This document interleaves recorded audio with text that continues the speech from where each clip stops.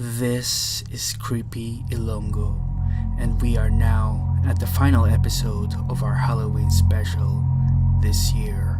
Tonight's episode, we will be discussing the urban legends and hunting stories in the city of love. But before we reveal the places, remember to press the subscribe button for more creepy content. The SORNITO residence, which was built before World War II, can be found on the corner of the Hinco and Burgos streets of Santa Barbara. The locals and tourists know it as the Cake House because of its cake-like design and color motif, which is only fitting for a province that's also known for its sweet treats. Owner of the house is MELATON SORNITO, who was a master carpenter who also dabbled in architecture and music. He married to Conrada de I. Perez, who hailed from Potoran, Iloilo. She was one of the teachers who established the Santa Barbara Academy in her hometown. They had 4 children, 3 girls and 1 boy, who all went on to become respected professionals in their own fields. The work on the house began in 1937. It was used concrete and wood to fortify the structure.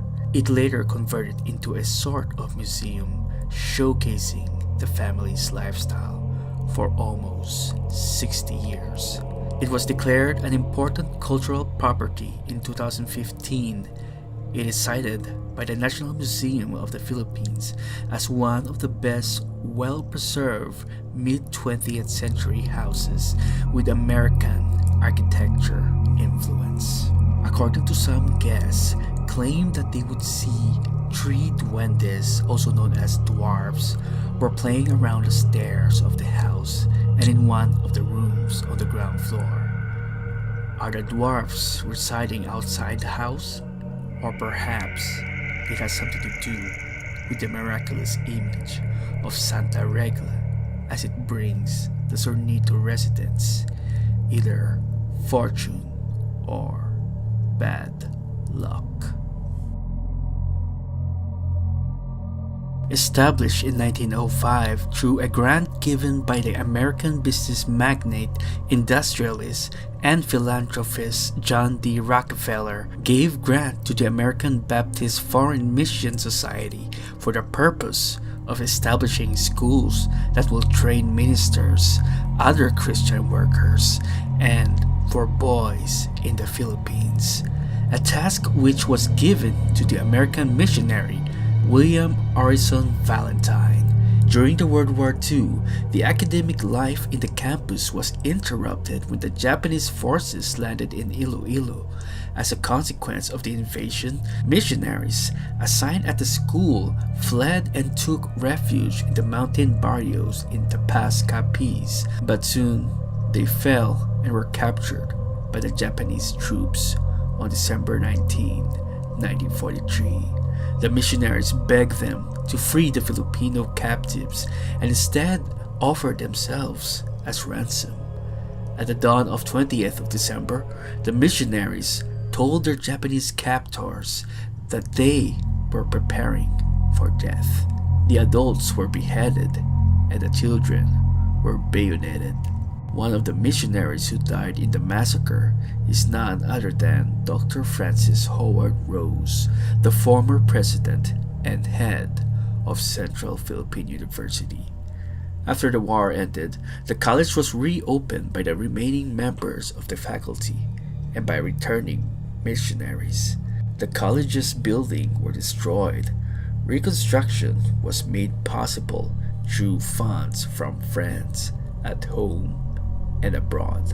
In 1953, the college attained university status.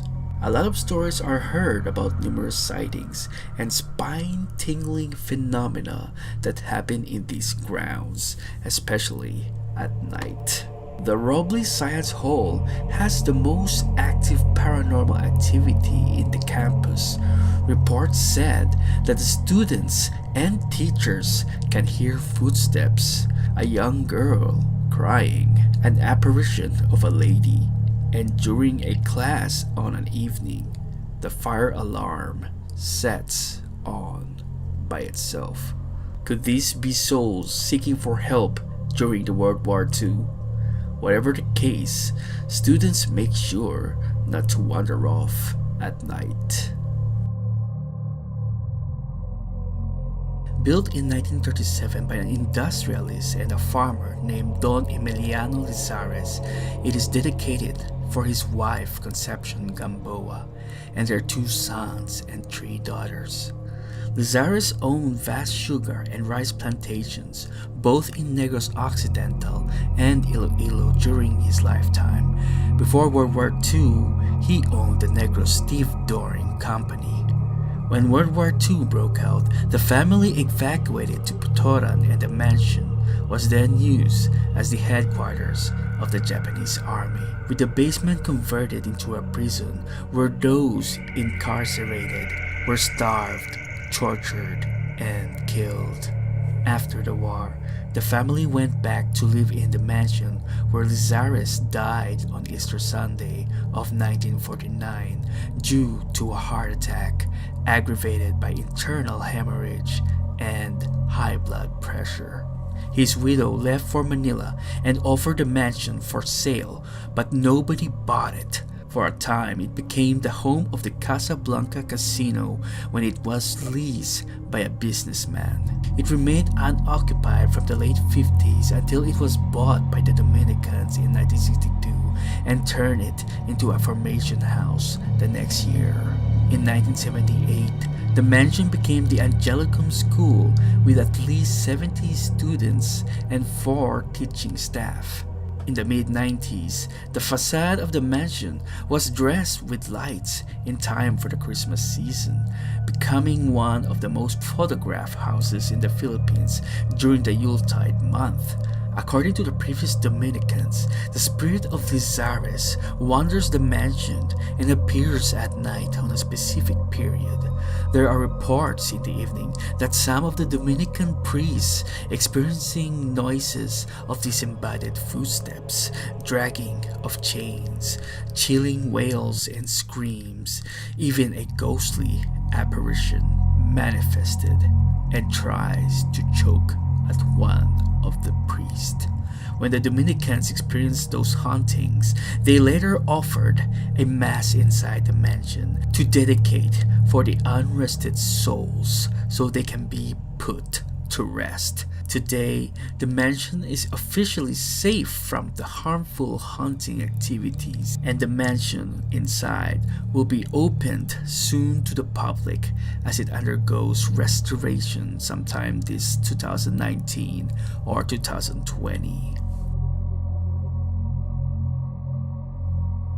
The school was founded on June 16, 1902 as part of the early Philippine normal school system under the American occupation, known as the Iloilo Normal Institute and later the Iloilo Normal School. West Visayas State University was one of the 5 tributary schools created to address the need to train Filipino teachers under the tutelage of the Thomasites. The Iloilo Normal School, now Quezon Hall of the West Visayas State University, was originally completed in 1926, not in 1924. The building sustained damages during the World War II and was rebuilt under the Philippine Rehabilitation Act of 1946. Later, second floors were added to its wings. It is stated that the West Visayas State University has the most active paranormal activities in Iloilo School campus, as it was being occupied by the Japanese soldiers during the World War II. The girls' restroom at the Rizal Hall has no mirror.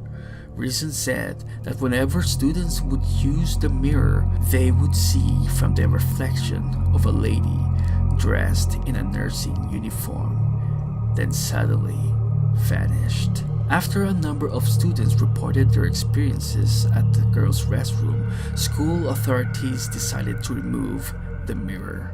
Another event was one teacher reported that when she gave an exam to a class at the same building, there happened to be an extra answer sheet. Yet, no one among her students could recognize the penmanship. Could it be the lady who haunts the girls' bathroom? Or is this another unknown spirit dwelling the Rizal Hall? Quezon Hall is another haunted building, was used as a Japanese garrison during World War II. It was said that there exists an underground tunnel from the Quezon Hall to the nearby Iloilo Mission Hospital. In the 1970s, a janitor who was then residing behind the Rojas Hall saw a man clad in military uniform with a samurai sword walking one evening at the Quezon Hall. The soldier went inside the office beside the boys' restroom, used the typewriter, and later disappears.